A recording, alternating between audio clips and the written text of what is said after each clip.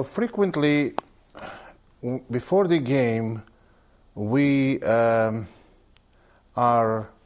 planning. We have this idea that today I'm going to play very aggressively. I want to attack. I want to push my pawns, and this is very wrong assumption.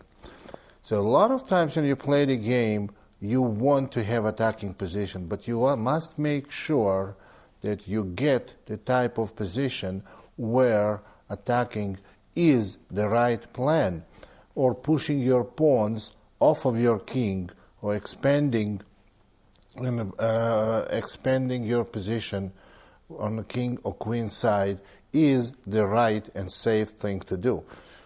Let me give you a few examples of a good attacking planning and good expanding of pawn structure. E4, d6, d4, knight f6, knight c3, g6, very well known Pirc defense. Game was played between Anand, one of the top players in the world, and a Russian GM currently living in Eastern Europe, Alex. Bishop e3, c6, white plays f3. Now you can tell now that the idea of move f3 is to expand on a king side, to go g4 with white, h4. Of course, in this case, white will be castling queen side and attack on the king side. Let's see how the game developed. After f3, b5, g4. This is we are still in the opening part. h6, preventing g5. After h6, queen d2, bishop g7, h4 for white, bishop b7, bishop to g2. Now, why bishop to g2? Let's notice now that black is not going to castle queen side for quite a while because pawn on h6 is hanging. So white plays bishop g2, and the idea is possibly expand later with f4. Bishop g2 is okay move and did not have to be played right at this moment. So black played h5, g5 for white, and knight f to d7. Now b4, knight e2, and c5. So we knew that originally when white played f3 and g4, there was a plan to attack on the king side and expand and push the pawns off of the king. That's the plan Anand is sticking to. And after c5, white castled, interestingly, short. Now, if white had castled long here, that might have been quite dangerous, because queen goes to a5, attacking a2 pawn, and after king b1, knight c6, black can develop quite strong attack on queen side. So white decided to castle short, knight c6, d5, and knight c to e5, threatening knight c4, so b3 and a5. Now, what I want to talk about at this stage is about this advanced pawns by white on a king side. Are those weaknesses now? Is white overexposed? The answer is no. And that's how you judge those positions. That's what you're going to go by. You see the concentration of pieces on the king side. you see that white has more pieces on king side than black. White has more space on the king side than black. So white should be preparing for f4, but of course not right away f4 because knight will go to g4, possibly knight f2 or so, and white still has a chance to expand and attack on a king side. Especially, we have to keep in mind that black eventually is going to have to castle. Castling castling queen side for black is not going to be safe because white can always open files by playing c3 and c takes b, and opening c file, or by playing a3 and a takes b, opening a file. So that's why expansion on a king side is going to be very handy after black castles short. So what happened is after b3, black played a5 and white played now knight to g3, a4, white plays rook ac1, a takes b, and rook a2. Black is trying to do some activity, to show some activity. Knight to f2. Now this move is designed for pushing the f pawn, controlling the g4 square. Queen a5, f4, and black has no choice but play knight g4, and then white takes on g4, black takes on g4, and white plays e5. Now this position becomes already quite difficult for black, because black is clearly lacking space. Now, why e5, and what would happen if black simply took on e5, which black didn't? What black played here was king d8. Now let's look at d takes e. Probable move in this position, and most obvious move, is f5.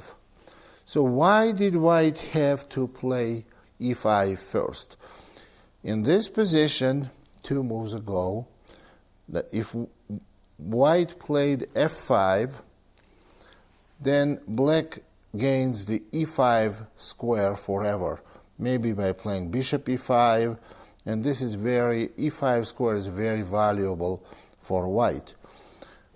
White plays e5. This is typical positional sacrifice of a pawn. D takes e, and now f5.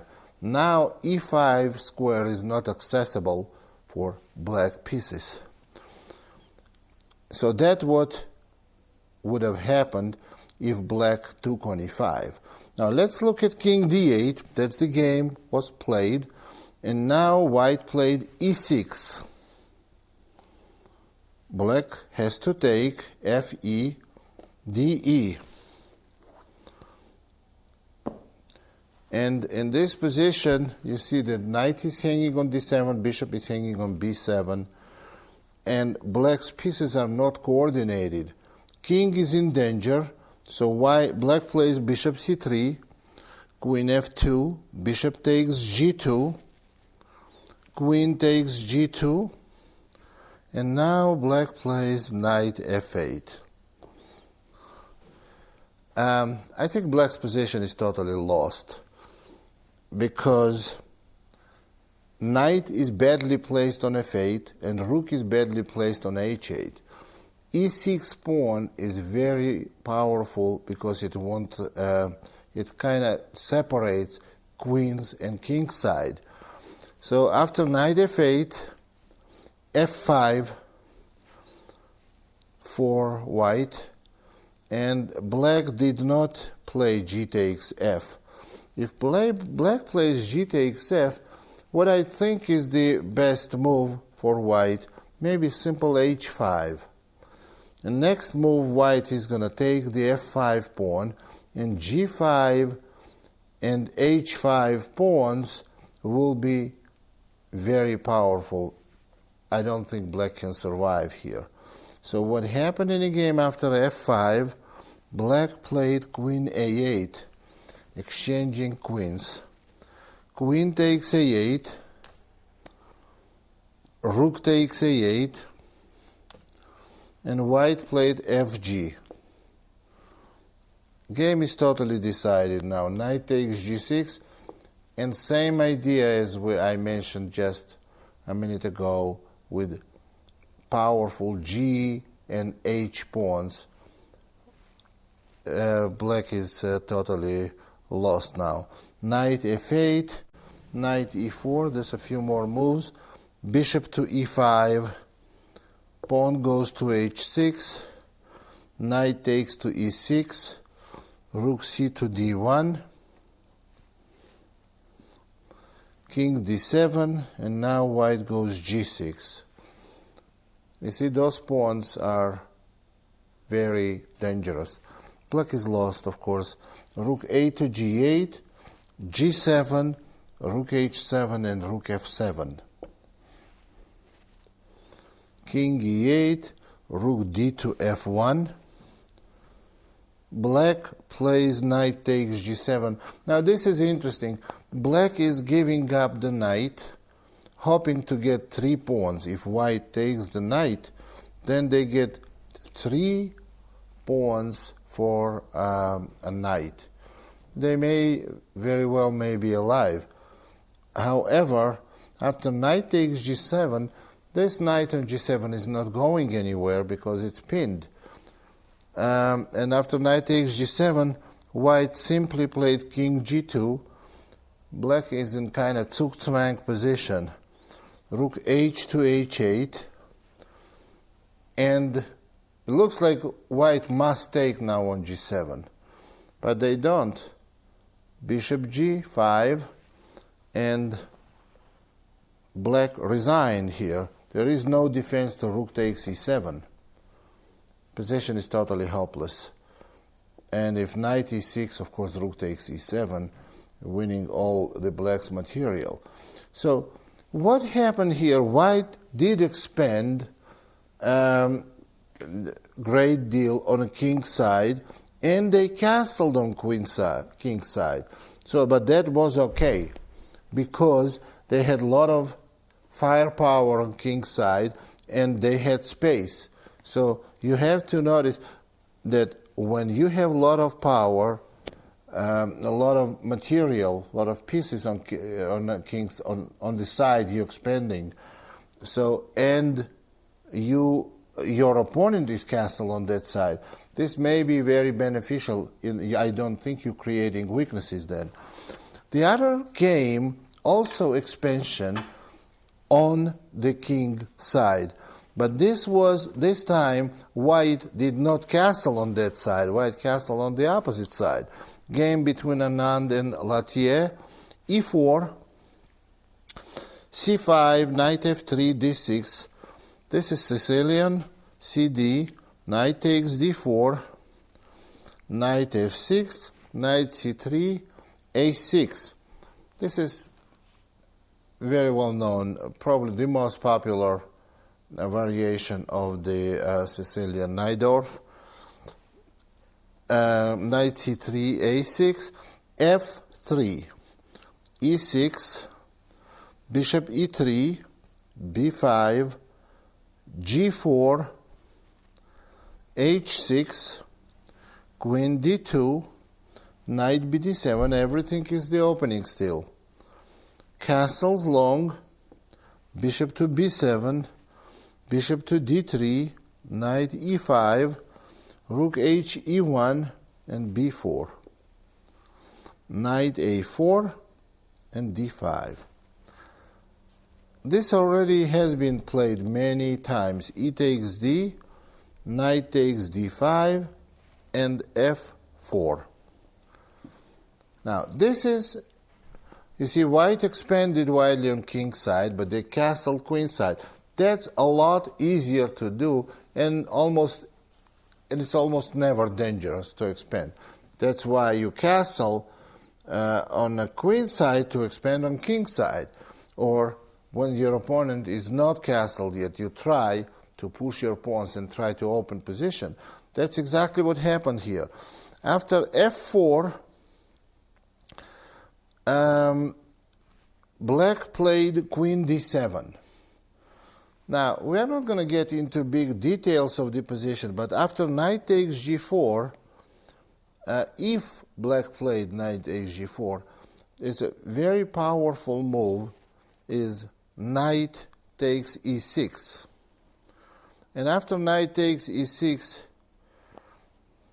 fe, then white can go bishop g6 check. Position becomes very dangerous for black. So after bishop king d7, and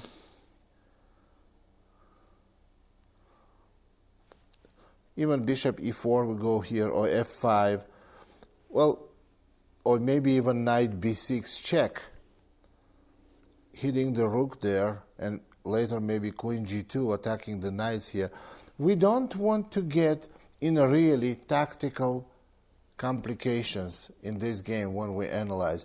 We analyze how game develops once your opponent is not castled, and when you push, like in this position, when you expand in the center or king side,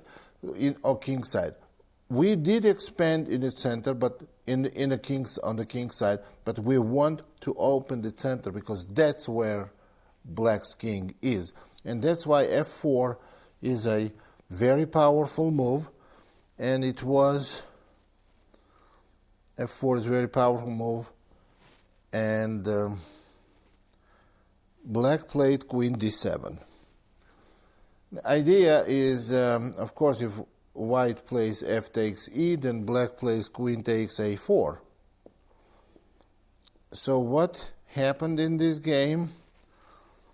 White simply played b3, and now black took the g4 pawn. Here is the position where black has an extra pawn, and it does not look like white has some concrete threats. Believe it or not, this is still opening theoretical position. And in this position, white played knight b6. Knight has to take on b6. But before we play knight b6, I want to mention one thing here. See, black's king is still in the center. Black is not about to castle yet. And every piece of white's concentrate in the center, and there should be, or there is, full compensation for the g4 pawn that white just sacrificed. Knight b6, knight takes b6. And here comes knight takes e6 move. Knight takes e6 is very strong, and black's answer was knight d5. Now, why knight d5? Obviously, black cannot play f takes e. Now, because then simply bishop takes b6, and white has overwhelming position, threatening bishop g6 check, winning the queen, and threatening pawn to f5, and black cannot defend their position. So what happened in the game, that black played knight to d5. Now white goes knight c5. Black must take on c5, bishop takes c5, bishop takes c5, and this is check. So how do we go king d8? How do we know? We cannot calculate as well as computers. Now, how do we know that this position is good for white? White is whole piece down. But position has to be good. Has to be good, or our evaluation is way off. The reason why it has to be good, you can tell both rooks perfectly placed.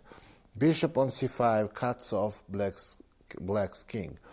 The other bishop is ready to participate in attack. So we have 5 big pieces attacking black's position. Black's pieces are totally discoordinated. So position has to be winning for white. Now, if you play this position and you did not win this, some position like this, that's when you need to look for mistakes. So after bishop takes b4,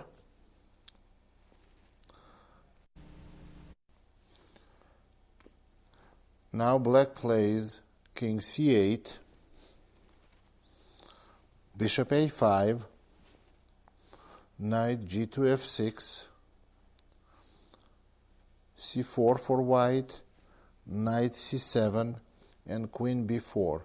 You see here that white has only one pawn for a piece, but you see there is no coordination in black's pieces, no activity. Queen is on the file of the rook, and black practically lost here. After queen b4, still was played queen to c6, bishop to f5 check, king b8, and rook to d6. Overwhelming activity of white's pieces. Queen to f3, and now the end. Bishop takes c7 check, king takes c7, rook e7 check. That's how white gets their piece back, getting into totally winning position. Rook takes b7,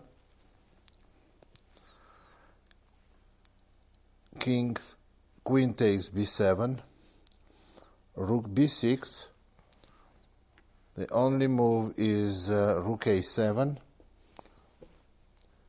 Now white is going to win the queen back, and they're going to have queen for 2 rooks, but black is going to be losing most of their pawns. Queen d6 check, king a8, rook takes b7, rook takes b7 for white, and now king takes b7, and now the final blow. Bishop has to come into the game, and since bishop cannot go to e4, since knight is on f6, white goes bishop h3 with the idea of bishop g2, and black is going to have no defense. So what black did is they played rook e8,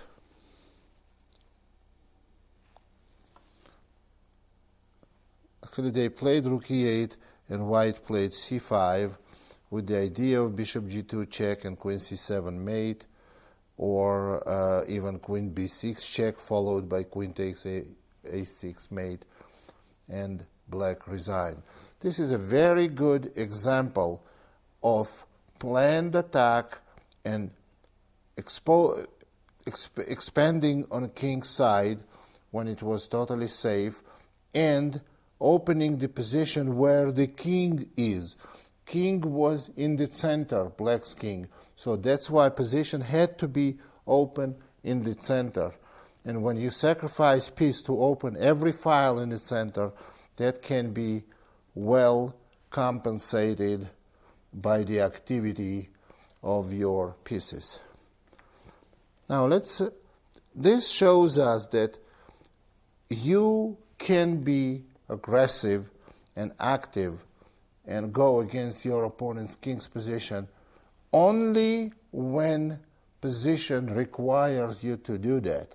When you see when you see your position, your king's position, your opponent's king's position in the center, and you see that he is not developed well, so you have to go for it.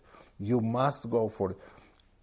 Frequently, this is the safest way to play, to attack your opponent, because next game, white played one of the variations of Sicilian defense that I was advocating for many, many years now. A slightly different variety of it, but it's a Grand Prix attack, knight f4, g6, knight f3, bishop g7, bishop c4, e6, d3, knight e7, castles, bishop b3, knight bc6, queen e1. Now, white sort of expanded on king's side already. What black wants to do, they want to expand on a queen side. Queen goes to e1, white wants to play queen h4 and attack on king's side. So what happened after queen e1, knight d4, knight takes d4, pawn takes d4, and white plays knight e2. And again, white's goal is to play f5. And you see, then dark square bishop opens, queen goes to h4, and you have to notice the aim of the pieces. White has good attacking chances. So what happened after knight takes d4, cd, and white played knight e2, bishop d7, bishop d2. White concludes development, rook c8, putting rook on open file, king h1. Now this is very interesting plan. If there is one piece that is not placed actively by white, it's this knight on e2. We much rather have this e2 knight to f3, on f3. So that's what the king h1 move is about. White wants to play knight to g1 and knight to f3, activate the knight, and possibly play e5 later. So king h1 was played by white, a6, knight to g1 as expected, knight to c6, knight to f3,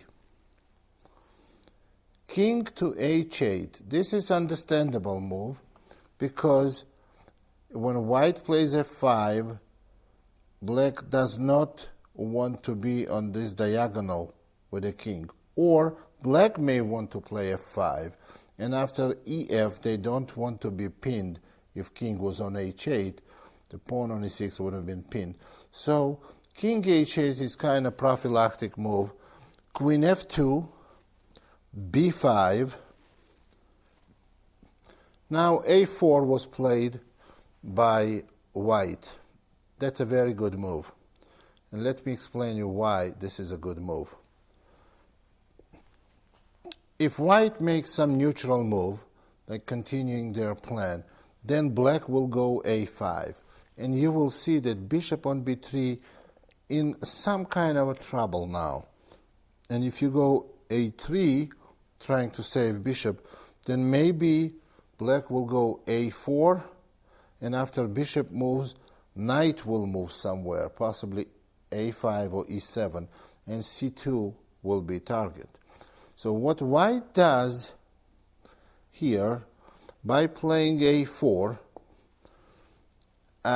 white prevents a5 move for black and stops knight a5 as well, because knight a5 in this position is not very good, because bishop may simply take on a5, and then a takes b, attacking queen, and then maybe d4 pawn hangs. See, d4 pawn is going to be hanging. So right now, black does not have an opportunity to play knight a5, so after safely. So, but if they don't play knight a5, then what they're going to do? White is going to play ab, ab, and then they will never be able to play knight a5. And white can expand on a king side, so they don't have a5, a4, and they don't have counterplay on a queen side. So therefore, that's the only chance to play knight a5, and they went knight a5. Bishop takes a5, queen takes a5, ab, queen takes c4, queen takes b5. Now bishop c4. Well, this was not necessary move. Knight takes d4 was possible, also with advantage for white, but bishop c4 is a good move. White plays queen takes b2, and rook takes a6. Now d6 pawn is hanging. Black goes rook a8.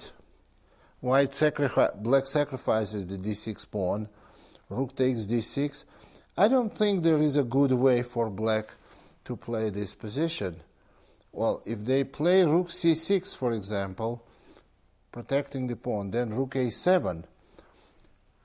And I want you to notice here that rook is very active on a7, a bishop is active, and pieces on the king side also very active. White's next move can be f5 followed by knight g5. This is going to be decisive attack for white. So black is trying for some activity. Rook a8, rook takes d6, and bishop a4. But after bishop a4, they're attacking c2 pawn, and white goes f5. Now it's time to come back to the main plan, which was on attack on the king side. And queen h4 may be coming with f6 idea, and knight g5 idea. Black is totally defenseless here. After f5, queen takes c2, queen h4, king g8. Now king g8, the idea of king g8 move is on f6 to play bishop h8. So after king g8, white played f6. This is a good move. This is definitely the winning move. The other option was fe is just as winning. White chose f6, bishop h8, knight g5, h5, and rook takes e6. Now this is tactical solution for white. Let me show you another solution.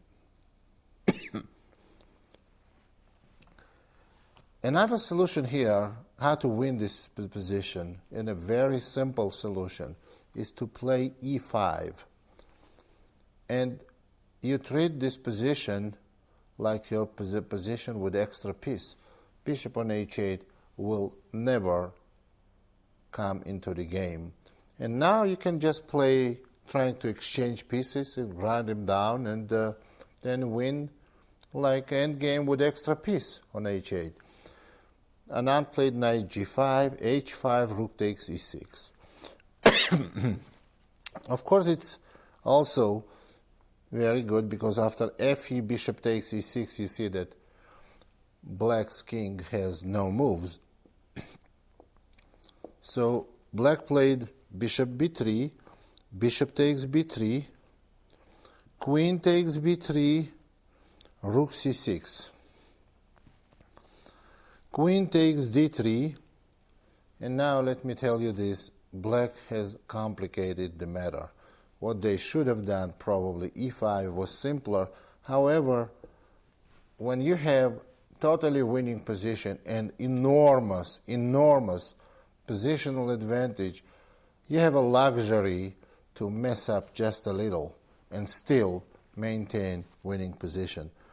Rook a2, e5. Nothing is changed regarding the bishop on h8. It was dead, and it is dead. e5, queen d2, rook to g1, queen e2, attacking e5 pawn, knight f3, d3, rook c2 e1, queen f2, queen c4. It's white chose very bumpy road to win this position. Queen c4, rook to e2, queen takes d3, rook takes e1, rook takes e1, rook b8, rook f1. Rest is not interesting. White has overwhelming positional advantage with extra pawn and dead piece on h8. Queen a2, h3, rook a8. I want to go through this part real quick. h4, queen e6, queen d4, rook c8, rook d1, and here black played move that loses queen immediately, king h7, knight g5, and they resign. But I don't really think that would have mattered if they played any other move. Very well played and planned game by Anand. I cannot say the same, very well planned game, but I cannot say it was very well executed, maybe in the end, but was executed good enough to bring it home. So white won this by good planning and after the opening and being consistent. Now let's look at the game that is quite different by the idea, but you can see how can attack be this attack in this game and planning was on a very, very high level. e4, e6, this between Anand and Timan. d4, d5, knight c3, bishop b4, e5, knight e7, a3, bishop takes c3, pawn takes c3. Now this is one of the, probably the most popular variation of French defense. c5, queen g4, castled, bishop d3, f5. We are still in the opening. That's why we don't want to discuss it in great details. Rook takes f6, bishop g5, rook f7, queen h5, g6, and queen d1. Now you can tell that black has problems with their dark squares, e5, h6, f6, and black does not have dark squared bishop. That makes their position very suspicious. Their only plan here, and how do we assess this position? Their only plan and only hope, if they can open the center and show some activity.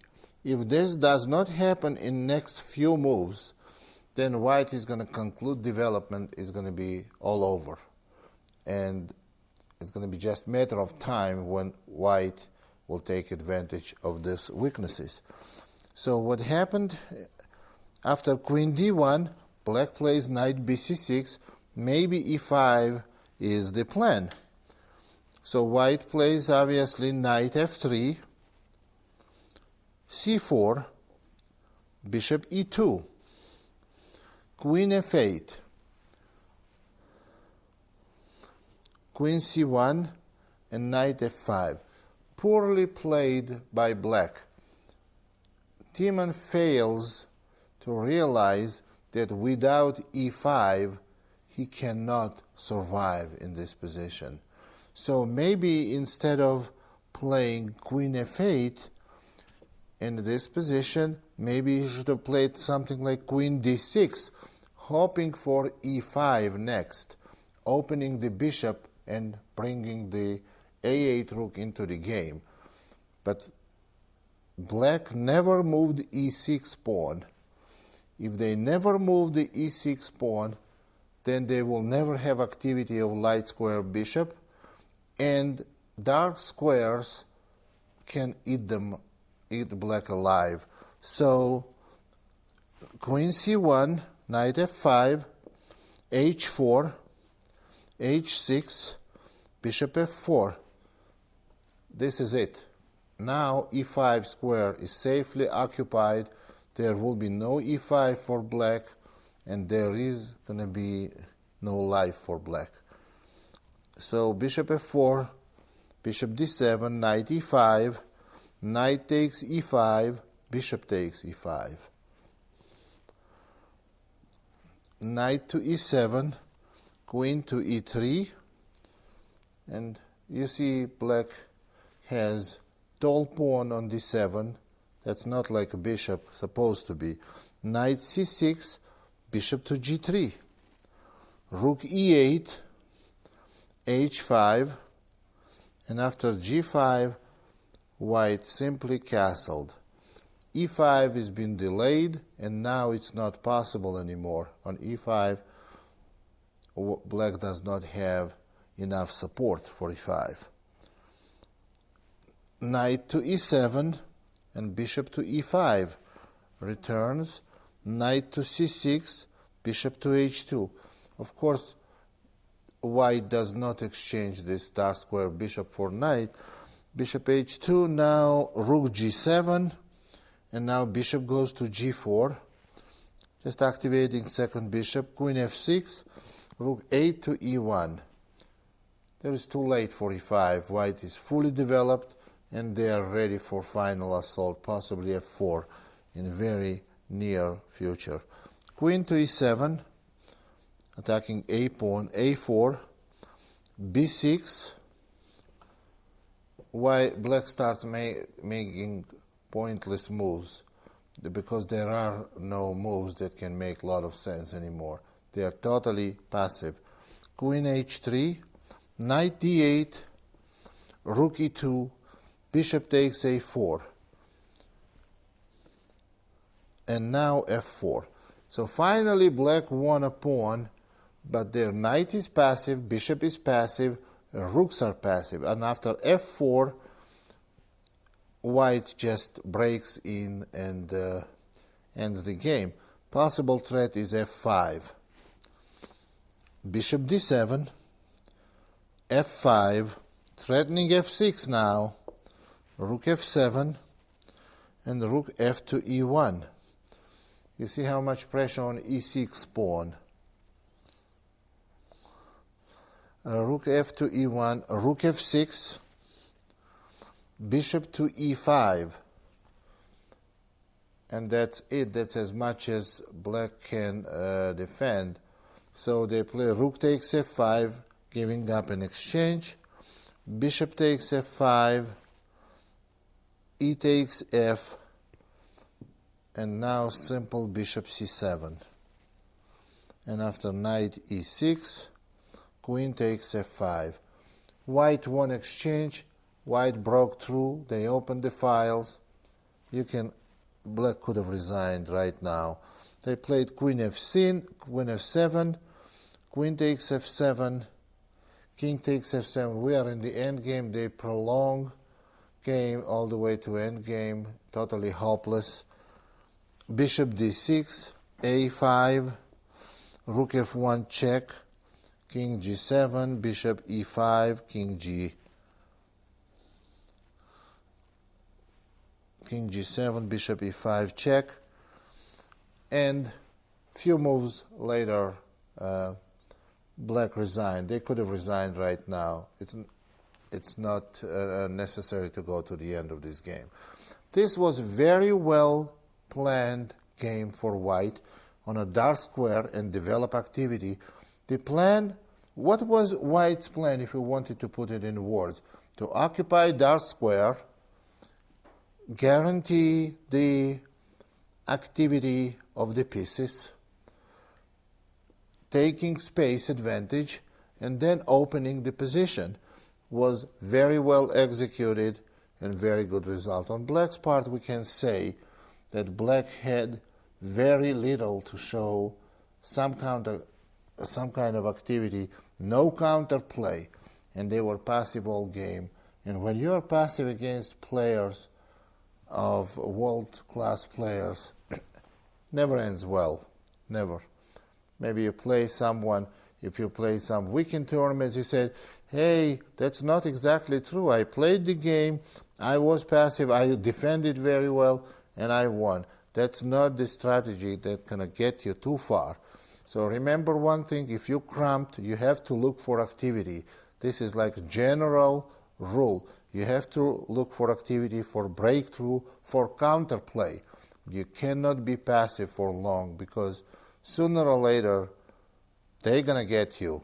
Sooner or later, what I mean, if they don't get you on the level you are now, and you want to improve in chess, once you improve, they are waiting for you. Thank you very much.